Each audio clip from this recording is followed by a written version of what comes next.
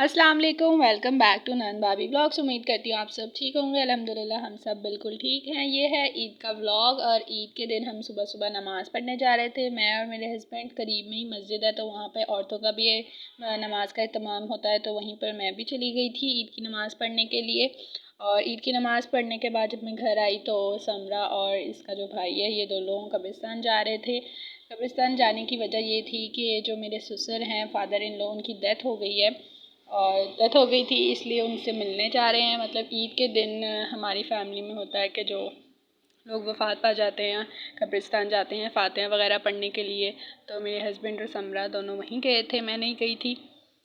और बस ये लोग ईद की नमाज़ पढ़ने के बाद ये लोग कब्रिस्तान चले गए थे और पीछे से फिर फूफो ने जो मीठा बनाया था, मैं वो गार्निशिंग वगैरह कर रही थी। ये पिस्ता बादाम वगैरह जो शीर खोरमा होता है, ये बनाया था और मैंने इनको बाउल्स में डाल दिया था कि जब वो लोग वहाँ से आएंगे तो फिर ये मीठा एंजॉय करेंगे और टेस्ट करके बताएंगे कि किस तरह का बना है। और मैंने तो टेस्ट कर लिया था, बहुत मज़े का मीठा बनाया था ये भी।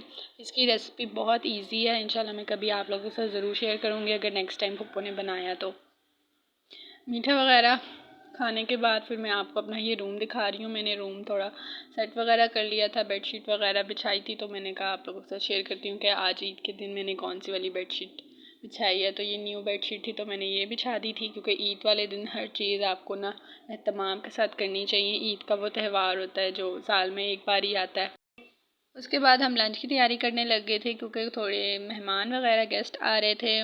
मेरे ताया अबू और जो समरा के मामू लगते हैं उनकी फैमिली, वो लोग आ रहे थे। तो समरा ने कहा जल्दी जल्दी मैं खाना वगैरह बना लेती हूँ, तो इसने आलू चिकन का सालन बना लिया था और साथ हम लोगों ने शामी कबाब वगैरह फ्राई कर लिए थे, क्योंकि जल्दी जल्दी में यही सब कुछ बन सकता है और कुछ इतना एहतमाम से बन नहीं सकता। लेकिन उनको ये भी बहुत अच्छा लगा था, उन्होंने तारीफ़ की थी कि सब कुछ बहुत अच्छा बना है। ये शामी कबाब फूफो ने बनाए थे, आपको मैंने पिछले व्लॉग में भी बताया था। ये जो मैंने आपको दिखाए थे फ्रीज़ करते हुए, कि इनकी रेसिपी मैं आपके साथ शेयर करूँगी इंशाल्लाह। नेक्स्ट टाइम ज़रूर शेयर कर दूँगी आपको इसकी रेसिपी। और आलू चिकन का सालन तो बहुत इजी होता है, ये तो तकरीबन तमाम लोगों को बनाना आता ही है। अगर आप लोगों को उसकी भी रेसिपी सीखनी है कि उस समरा ने किस तरह बनाया, तो आप लोग कमेंट कर सकते हैं। और आप लोग भी बताएं कि आप लोगों ने ईद का दिन कैसे मनाया और ईद पे क्या क्या किया आप लोगों ने, और आप सबको ईदी मिली कि नहीं मिली।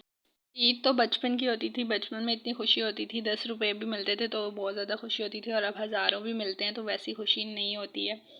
बस ऐसे ही होती है, जब बड़े हो जाते हैं ना तो आपकी जो ख्वाहिशात होती हैं वो बढ़ जाती हैं। सबकी यही होती है, बचपन में बच्चों को ये मासूम होते हैं, उनको तो थोड़े से पैसे भी बहुत ज़्यादा लगते होते हैं। तो बातों के साथ साथ ये खाना भी तैयार हो गया था, बस अब हम सर्व करने लगी थी, क्योंकि मेहमान आ गए थे और खाने का भी टाइम हो गया था। और ये रोटियां वगैरह हमने बाहर से मंगवा ली थी, क्योंकि खमीरी रोटियां अच्छी लगती हैं और टाइम भी नहीं था रोटियां वगैरह बनाने का। तो बस ये जल्दी जल्दी हम खाना वगैरह लगा रहे हैं। बातें वगैरह करते करते टाइम का पता ही नहीं चलता कि कब मेहमान आते हैं और फिर वो चले भी जाते हैं। बस जल्दी जल्दी खाना खाया और सबको खाना बहुत पसंद आया था, सबने खाने की तारीफ़ भी की थी। ये सलाद और चटनी वगैरह थी और मीठा था। मीठे में सेवइयाँ जो बनाई थी वही सबने एंजॉय की थी। और बस अभी लोग जा रहे थे, क्योंकि इसके बाद इन्होंने एक और जगह जाना है, वो आप लोग आगे ब्लॉग में देखेंगे ये लोग कहाँ जाएंगे। उसके बाद ताया अबू ने मुझे ईदी दे दी थी और ईदी मैंने सारी जमा कर ली है। इतनी ज़्यादा भी जमा नहीं हुई, लेकिन बस जितनी भी हुई थी मैंने जमा कर ली थी। और मैं भी इनके साथ ही जा रही हूँ, क्योंकि ये लोग वहीं जा रहे हैं जहाँ मैंने जाना था। मैंने सोचा था कि मैं भी ईद के पहले दिन मामा के घर चली जाऊँगी, लेकिन दोपहर के टाइम में ये लोग आ गए थे, तो फिर मैं इनके साथ ही मामा के घर चली गई थी। और मैंने अपने हस्बैंड को कह दिया था कि मुझे शाम में लेने आ जाना। और बस ये लोग जा रहे थे तो मैंने सोचा मैं भी इनके साथ ही चली जाती हूँ, मामा वगैरह के साथ ज़्यादा टाइम स्पेंड कर लूँगी अच्छा सा। और हम लोग बाय मेट्रो चले गए थे, क्योंकि काफ़ी ज़्यादा लोग थे और बाइक पे इतने ज़्यादा लोग तो आ नहीं सकते, एक बाइक पे इतने ज़्यादा लोग कैसे आ सकते हैं। तो मेरी कज़न और जो मेरे ताया हुए हैं वो लोग बाइक पे आए थे और हम लोग बाय मेट्रो गए थे। मैंने मेट्रो में भी थोड़ा सा व्लॉग रिकॉर्ड किया था, लेकिन मेट्रो में रश बहुत होता है, इस वजह से व्लॉग ज़्यादा रिकॉर्ड नहीं कर सकती हूँ। और मौसम बहुत अच्छा था, गर्मी भी थी लेकिन हवा वगैरह चल रही थी, तो अच्छा सा सफ़र गुजर गया हमारा। और ये बच्चा पहली दफ़ा मेट्रो में बैठा था और इसने अपनी वहाँ पर ऐनक मतलब ग्लासेस भी गिरा दी थी ईद पे, जो उसने नहीं ली थी। तो ये उसका दुख मना रहा था, मुझे बता रहा था कि मेरी ऐनक तो वहीं गिर गई है। और ये बताइए ये प्यारी सी लड़की कौन है? अगर आप लोग इसे जानते हैं तो आप कमेंट में बता सकते हैं कि ये कौन है। और मैं आप सबके कमेंट्स का वेट करूँगी। अगर आप लोगों ने कमेंट नहीं किया तो मैं आप लोग से नाराज़ हो जाऊँगी। और बातों ही बातों में हम मम्मा के घर पहुंच गए थे। गर्मी की वजह से हम लोग इतने थक गए थे और जाते सार हम सब कह रहे थे कि ठंडा पानी पिला दो, ठंडा पानी पिला दो। और हम सब ईद वगैरह मिले। उसके बाद मुझे वहाँ पे भी ईद मिली।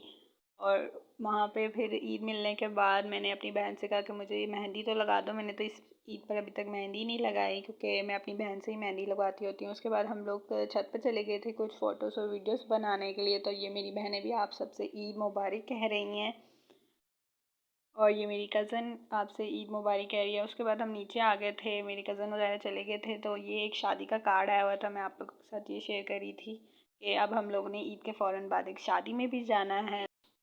तो हो सका तो मैं ज़रूर व्लॉग वगैरह रिकॉर्ड करूँगी और आप लोगों के साथ ज़रूर शेयर करूँगी। उसके बाद मेरी खाला वगैरह आए थे, तो उन्होंने भी मुझे ईद दी थी। और मुझे तो इस दफ़ा बहुत ज़्यादा ईद जमा हो गई थी, और मेरे लिए ये भी थोड़ी थी। फिर मामा ने बिरयानी बनाई हुई थी, तो मैंने कहा मामा मुझे दे दे, मुझे भूख लग रही है। तो फिर मैंने बिरयानी वगैरह खाना वगैरह खा लिया था, क्योंकि 8 बज रहे थे और मुझे भूख लगी थी। कि दोपहर का खाना तो हम ये घर पे ही खा लिया था मैंने। और बिरयानी भी बहुत अच्छी बनी थी।